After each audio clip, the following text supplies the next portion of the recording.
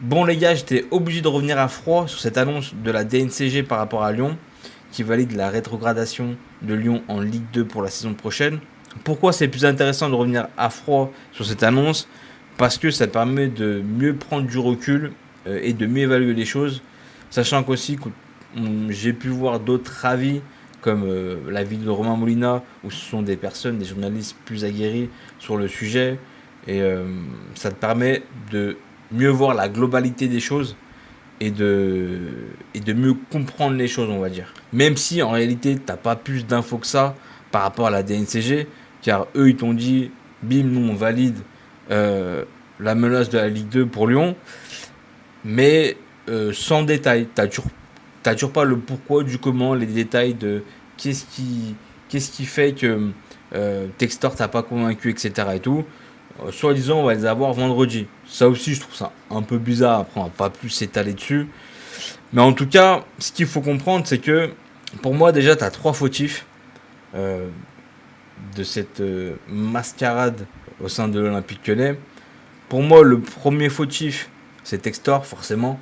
Le principal fautif, dans le sens où sa stratégie là, économique de multipropriété, être propriétaire de plusieurs clubs, il y a trop de flou. Il y a trop de flou parce que tu sais pas où est l'argent. Est-ce que l'argent est à Botafogo, à Lyon, à Molenbeek, etc. T'achètes quel joueur avec quel club. Enfin, il y a plein de choses bizarres autour de ça, plein de flou. Tu sais pas ce qui est concret et pas concret en fait. Et notamment, je pense, c'est le principal argument de la DNCG par rapport au fait qu'ils ont validé cette rétrogradation de Lyon en Ligue 2. Donc déjà, Textor, euh, beaucoup de blabla, beaucoup de paroles et peu d'actes. Donc il nous a mis dans un sacré merdier, on va pas se mentir. Euh, et à cette heure, c'était au bord du gouffre. Le deuxième fautif pour moi, c'est forcément Jean-Michel Aulas et son tweet là. J'ai pas réussi à lire le tweet jusqu'au bout. T'es le mec qui se dédouane de tout, ça pue, ça pue la malhonnêteté en fait. C'est exactement ça. Chercher le mot, mais ça pue la malhonnêteté. Parce que bon, avant qu'il parte, quand même, Olas, avant qu'il vende le club, pendant 10 ans, on était en train, enfin, t'étais plutôt vers une pente descendante, tu vois. Pendant 10 ans, il avait fait un peu de la merde, et quand il part, t'avais quand même, je crois, 330 millions de dettes. À Astor, c'était à 500 millions, je crois. Donc, on va dire, avant de partir, t'as pas fait du très bon boulot. Et pour moi, le troisième fautif en général, euh, c'est le football français, les dirigeants du football français, qui, sur ces dernières années, ont fait de la merde et qui se répercute sur tous les clubs. Hein. Tous les clubs à Stars en France sont dans des états catastrophiques, dans des états lamentables, sont tous endettés. Et notamment à cause des dirigeants français qui ont fait de la merde sur les 6-7 dernières années, voire plus. Avec notamment le Covid, où tu es le seul des 5 grands championnats à avoir interrompu le championnat juste avant la fin. Tu es le seul. T'es le seul à avoir fait. Et notamment là, bah, c'est un tournant, car ça a été les débuts des ennuis économiquement pour les clubs. Pour tous les clubs, les gars, petits et grands. Lyon, je crois, avant le Covid et avant cette interruption du championnat, je crois que tu étais à 125 millions de dettes. Après le Covid, tu étais à 230, 240. Ensuite, tu as eu Mediapro, la gestion Mediapro catastrophique. Et ensuite, t'as eu la gestion d'Azen.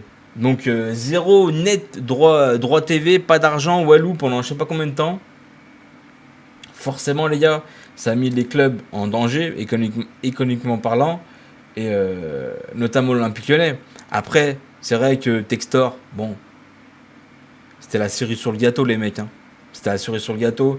Il a fait pas mal de merde, tout en plus tout à base de grands sourires, de tout va bien, les gars, chaque réunion, le mec s'est pris des claques à chaque fois, à chaque réunion la DNCG, mais à chaque fois le mec de la réunion normal, ouais, tout s'est bien passé, les gars, tranquille et tout, alors que c'est pas vrai. Le mec, le vrai américain, quoi. Donc pour moi, c'est les principaux fautifs, et Maintenant, par rapport à la DNCG, pour moi, les instances du football, notamment les instances du football français, c'est pas net. C'est pas net. Des fois, il y a des choses qui passent, tu sais pas pourquoi. Et des fois, des choses qui passent pas, tu sais pas pourquoi. J'ai très peu de confiance, je vais pas vous mentir les mecs, en ces instances, parce que je pense qu'il y a très peu de neutralité et il y a souvent des intérêts derrière pour les uns et les autres, mais pas pour l'intérêt commun. Parce que, il y a, comme je disais sur ma vidéo hier, t'as qu'à regarder les vidéos de Romain Molina ou ses livres, où les mecs, la DNCG, bon, c'est pas très clean quoi. Puis je vais vous dire honnêtement mon avis sur le fait que si Lyon va réellement aller en Ligue 2, moi j'y crois pas personnellement dans le sens où je trouve ça pas logique et pas cohérent, car pour moi c'est soit la Ligue 1, soit le dépôt de bilan. Lyon avec plus de 500 millions de dettes et avec le coût de fonctionnement d'un club comme Lyon en Ligue 2, c'est pas possible, ça marchera pas. C'est impossible. C'est pour ça que me dire ouais, ils sont relégués en Ligue 2, mais dans les faits c'est pas possible que Lyon aille en Ligue 2. C'est soit dépôt de bilan, soit Ligue 1. Tu vas faire comment en Ligue 2? T'as 90 millions de masse salariale, tu vas vendre tous tes joueurs, mais si tu vends tous tes joueurs, tu vas récupérer comment de l'argent par rapport à ton stade, etc. et tout. C'est impossible. C'est impossible qu'un club comme Lyon tourne en Ligue 2. C'est soit Ligue 1, soit dépôt de bilan. Je vois pas. C'est pour ça que c'est intéressant de revenir à froid, car quand t'as l'annonce hier, t'es choqué et tu réfléchis pas forcément à certains détails, à poser les choses à plat, tu vois. Mais quand tu poses les choses à plat, c'est soit dépôt de bilan, soit Ligue 1. Point barre. Et maintenant, prendre le risque, maintenant, de perdre un club comme Lyon, quand ton attractivité en Ligue 1 est au plus bas, quand t'as pas de revenus pour considérer les droits TV, et que tu veux créer ta chaîne, et que la Ligue veut créer leur chaîne pour la Ligue 1, bah, en termes d'attractivité, bah, tu vas perdre encore plus. Tu vas perdre encore plus, bien plus de grosses affiches. Il n'y a plus Lyon en fait. Tu es en termes économiques, politiques, moi je trouve ça assez risqué parce que il y a beaucoup de choses. Il y a beaucoup de choses négatives qui vont se répercuter sur la Ligue 1. L'importance de Lyon, c'est pas. Sur les dernières années, c'est même plus fort que Bordeaux.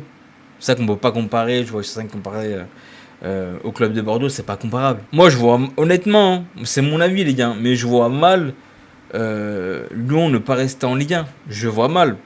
Parce que, comme je vous ai dit, pour moi, c'est soit dépôt de bilan, soit Ligue 1. Impossible que Lyon aille en Ligue 2 et tourne en Ligue 2.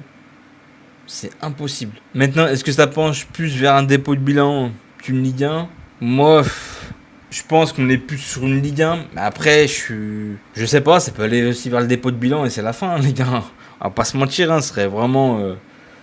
C'est vraiment hardcore, les mecs. Mais prendre le risque d'éteindre un club comme Lyon par rapport à ton attractivité, excusez-moi les gars, par rapport à ton championnat, la Ligue 1 et tout, tu vas perdre beaucoup d'affiches.